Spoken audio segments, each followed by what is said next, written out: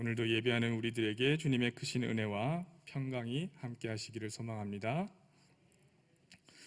아이들을 자세히 보면 마음에 꽂힌 그것 한 가지를 굉장히 몰두한다라는 생각을 하게 됩니다.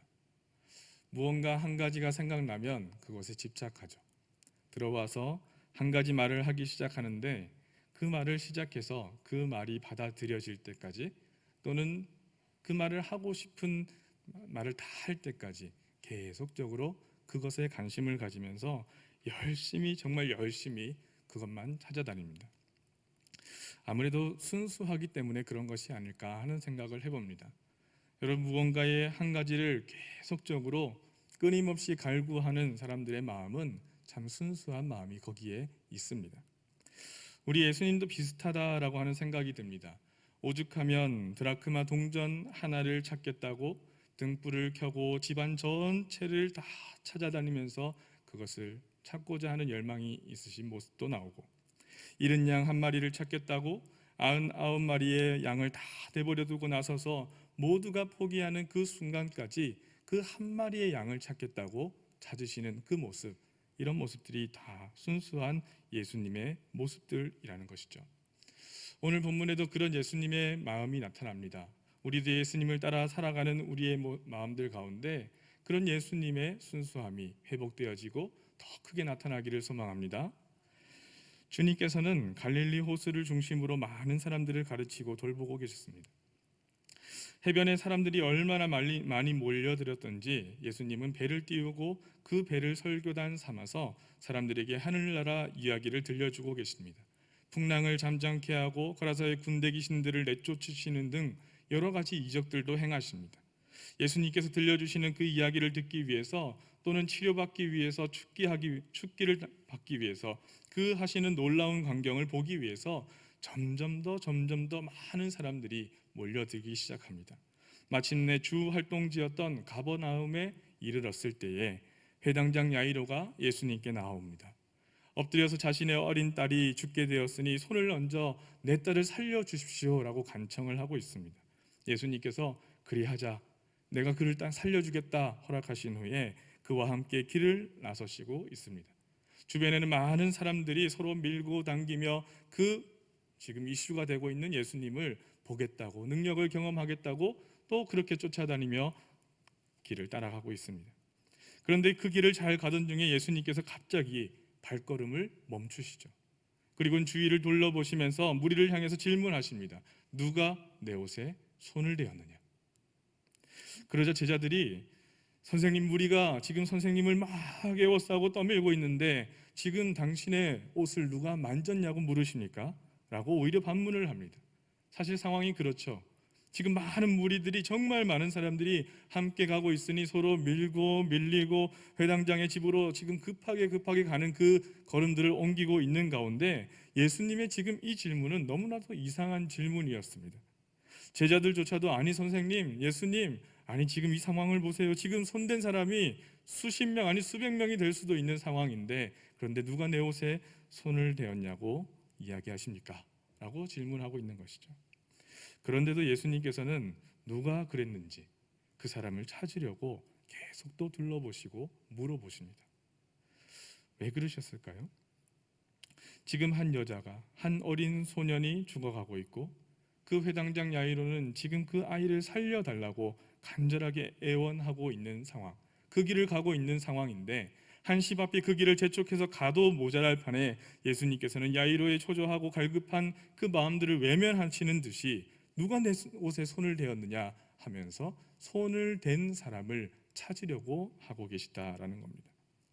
그러자 그때 한 남루한 여인 한 명이 나옵니다. 아마도 이 여인은 우리가 잘 알고 있듯이 12해 동안 혈루증에 고생을 하던 여인이었습니다. 정말 많이 아프고 힘들고 외면당하던 상처가 깊은 여인이었을 것입니다.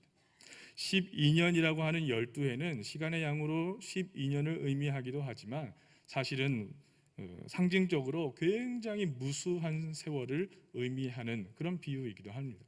그러니 12해일지 아니면 그 이상일지 모르지만 오랜 시간 동안 고통당하며 힘들어하던, 아마도 하혈로 추정되는 그 병이 있던 여인이었습니다.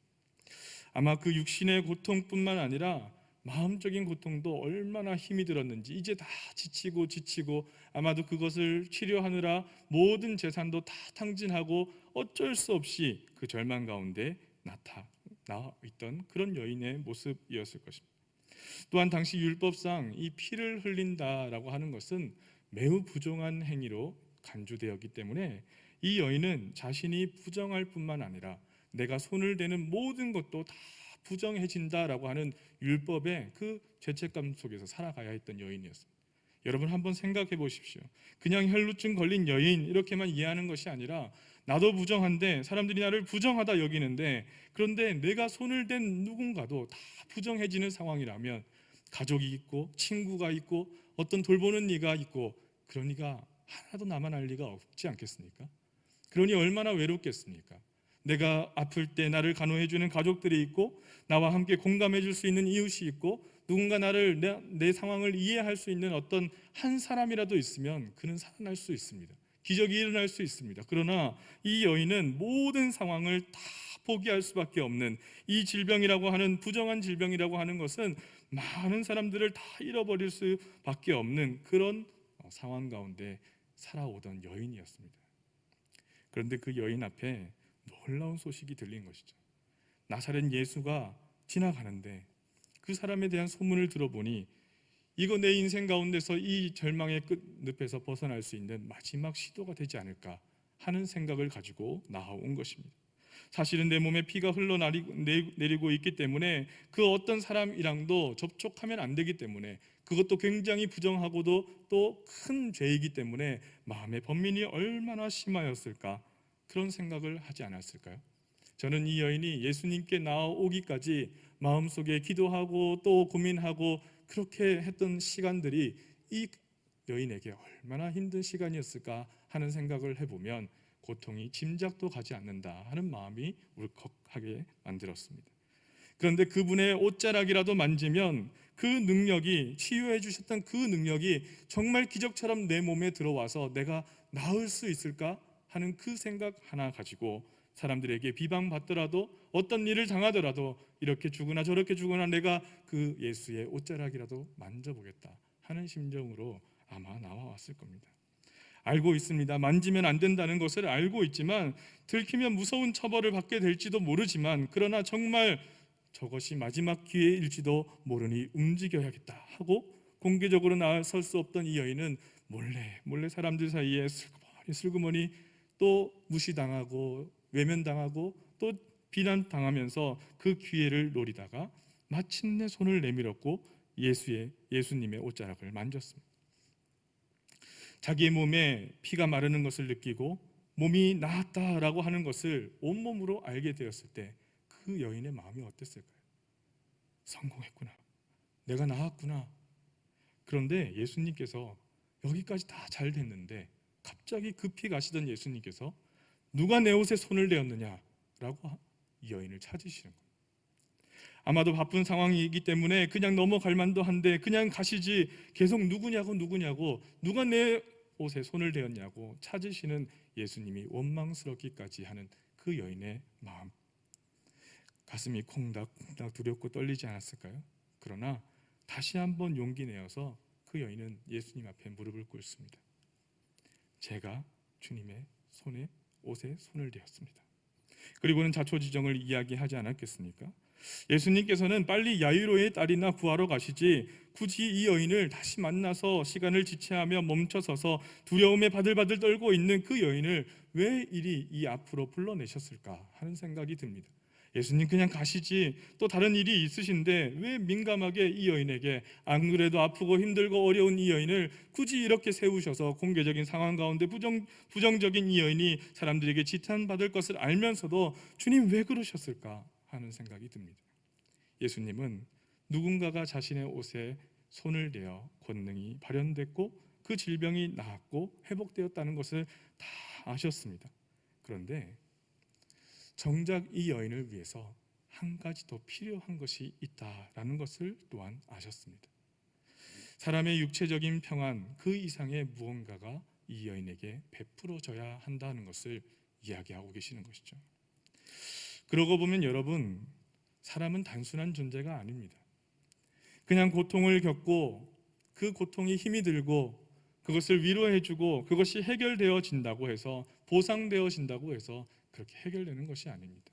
어제 문득 뉴스를 보고 있는데 학교에서 학교 폭력으로 피해를 당한 학생의 이야기가 나타납니다. 친구들이 싸움을 부추깁니다.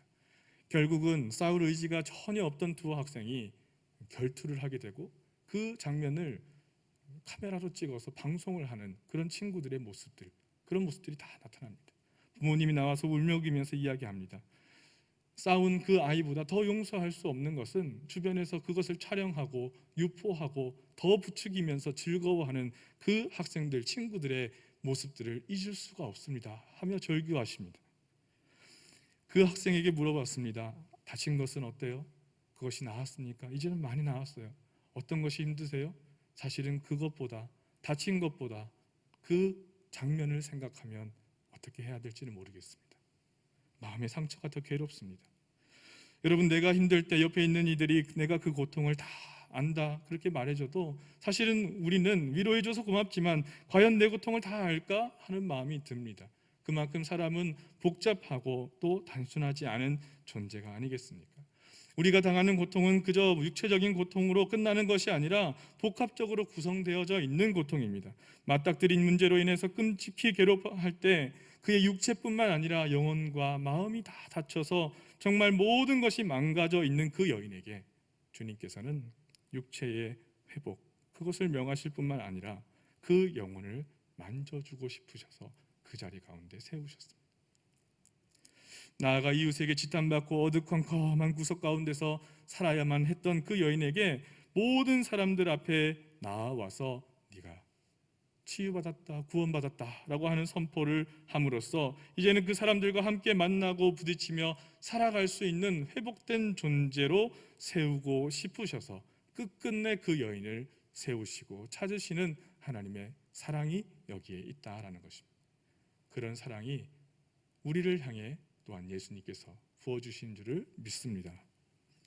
예수님은 어떤 상황 가운데서도 포기하지 않고 마지막 한 영혼을 찾아내기 위해서 손을 뻗는 그런 모습을 보여주십니다. 야이로의 딸도 마찬가지입니다. 길에서 혈루증 여인 때문에 시간을 지체하고 그 사이에 야이로의 집에서 전갈이 왔습니다. 딸이 죽었다라는 듯. 야이로 집에 도착했을 때 사람들이 울고 불며 곡까지 하고 있는 상황 가운데 예수님은 그 아이를 향해, 그 사람들을 향해 이 아이가 죽은 것이 아니라 자고 있다라고 말씀하십니다. 그리고 그 아이의 손을 잡고 달리다금 일어나라고 말씀하시니 그 소녀가 자리에서 기적처럼 일어납니다. 여러분, 이 장면을 보면 어떤 생각이 드십니까? 저는 예수님께서 이 아이는 잔다라고 하는 것을 보면서 예수님께서 이 아이가 죽은 것을 몰라서 그러시는 걸까? 아닐 겁니다. 그런데 완전히 끝난 존재가 아니다라고 하는 선포는 무엇일까라는 생각이 듭니다.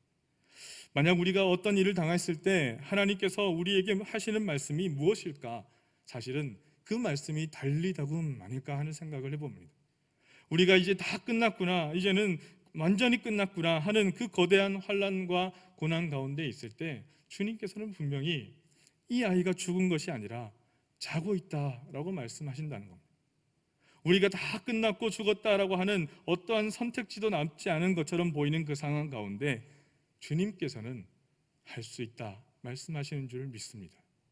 그렇습니다. 주님께는 그런 겁니다. 완전히 망쳐진 존재, 더 이상 돌이킬 수 없는 그런 끝나버린 존재가 아니라 우리는 일어날 수 있는, 자고 있다가 지금 자고 있지만 다시 살아갈 수 있는, 회복될 수 있는 그런 존재로 우리를 부르시고 우리를 끝까지 그렇게 살리신다라는 겁니다.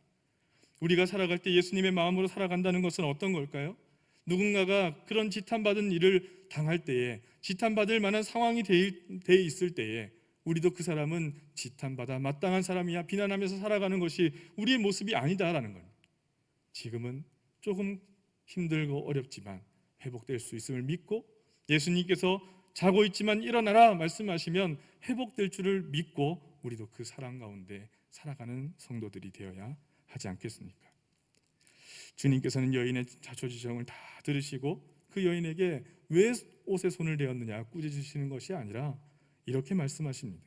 딸아, 내 믿음이 너를 구원하였다. 우리에게도 말씀하십니다. 딸아, 아들아, 내 믿음이 너를 구원하였다.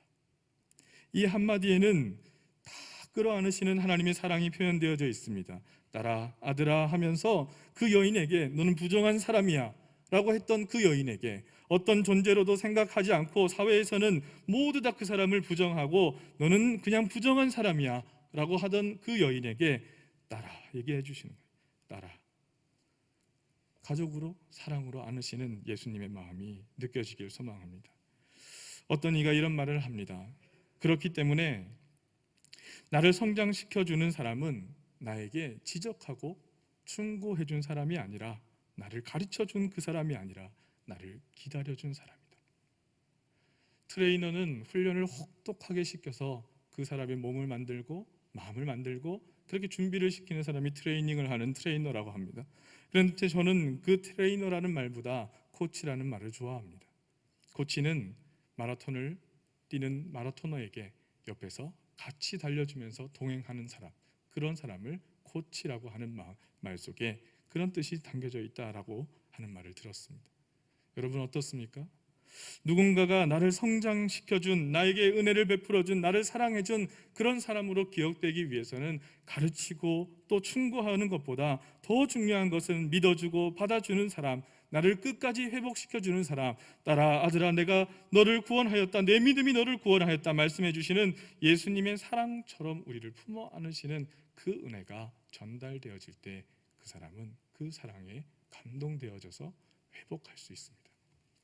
여러분 오늘 본문 34절 말씀을 함께 봉독해 보시겠습니까? 예수께서 이르시되 딸아 내 믿음이 너를 구원하였으니 평안히 가라, 내 병에서 놓여 건강할지어다. 아멘. 여기에서 평안이라고 번역된 단어는 에이레네라고 하는 단어입니다. 에이레네는 신대원에 있는 중창단 이름이기도 합니다. 이 에이레네는 히브리어 말로는 샬롬과 같은 것입니다. 평안이라는 것이죠. 평안히 가라, 내 병에서 놓여서 건강할지어다. 이것은 그냥 그 병이 나아서 좋아지는 상황만을 이야기하는 것이 아니라 하나님과의 관계를 회복함으로써 그 믿음 가운데 육체적인 질병뿐만 아니라 모든 틀어진 관계가 다시 회복되어져서 하나님 앞에 설 수 있는 관계까지 이르게 되기를 소망하고 또 그렇게 선포하시는 회복의 선언이라고 할 수 있는 것이죠. 사람들에게 버림받은 그 12해의 시간들을 치유해 주신 것입니다. 이제는 사람 앞에 나아가서 함께 살아갈 수 있는 존재로, 함께 누군가와 호흡할 수 있는 존재로 완전히 세워주시는 겁니다. 내 병에서 놓여 건강할지어다 라고 하는 이 고백의 의미는 너무나도 큰 고백의 의미가 있습니다. 사람이 극심한 고통에 맞닥뜨리면 정신을 잃고 억울해하다가 트라우마가 생겨져 버립니다. 이제는 병이 나아도 마음이 병들었기 때문에, 마음이 상처를 입었기 때문에 더 이상 어떤 것도 할 수 없는 그런 지경 가운데 있을 때에 그 내면까지, 그 존재까지를 다시 살려서 내 병에서 놓여 건강할지어다 라고 말씀하시는 겁니다.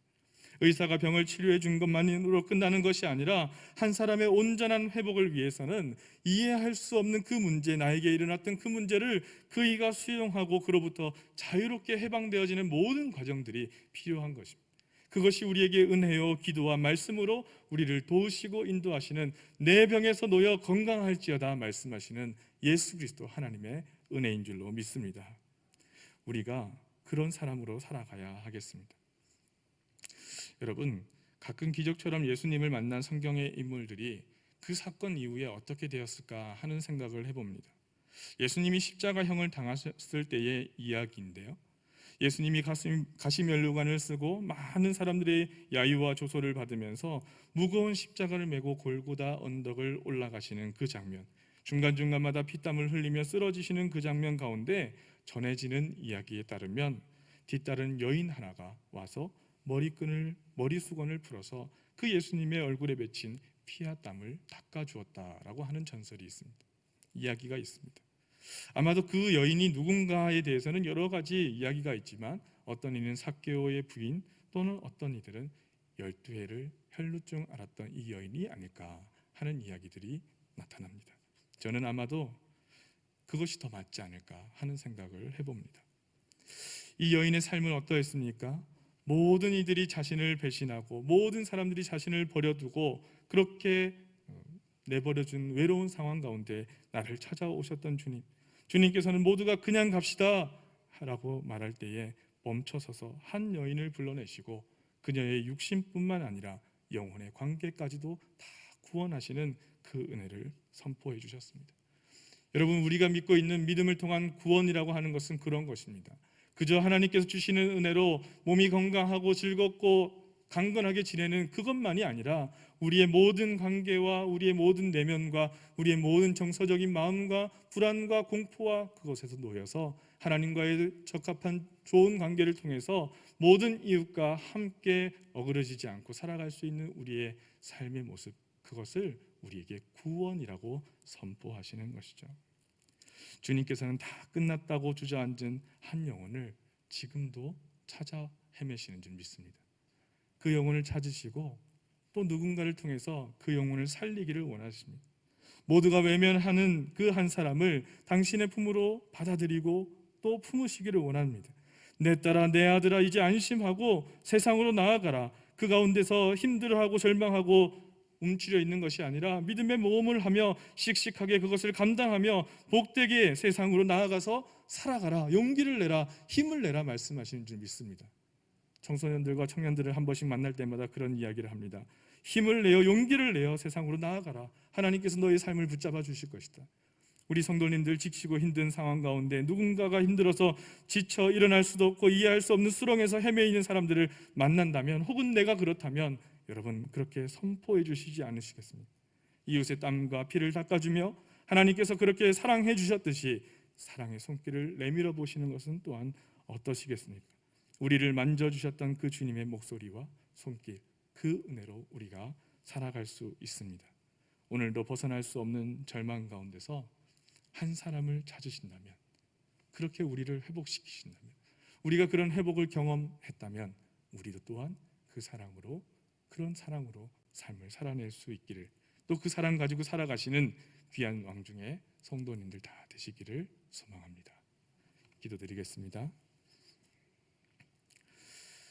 사랑하는 주님, 하나님 그저 한 영혼을 찾아 하나님 찾으시는 그 한 영혼에게 집중하셔서 모두가 다 외면하고 모두가 다 실패했고 모두가 다 안 된다고 하는 그 상황 가운데서도 끝까지 우리의 손을 놓지 않으시는 주님, 주님, 우리가 수렁에서 헤맬 때에도 그 주님께서 우리의 마음과 우리의 피와 또 땀과 수고와 또 절망을 다 하시고 이해할 수 없는 수렁 가운데 헤매이고 있는 우리들을 건져주시고 따라 내 믿음이 너를 구원하였으니 평안히 가라 말씀하시는 줄을 믿습니다. 하나님, 용기를 내어 살아갈 수 있도록 인도하여 주시고 우리도 또한 하나님의 그 사랑을 깨닫고 절망 가운데 벗어날 수 없는 한 사람을 위해, 이웃을 위해, 서로를 위해 손을 내밀어 사랑하며 살아가는 귀한 삶이 될 수 있도록 인도하여 주시옵소서. 주님께서 꼭 우리의 삶을 그렇게 붙들고 계심을 믿고 의지하며 예수 그리스도의 이름으로 기도합나이다.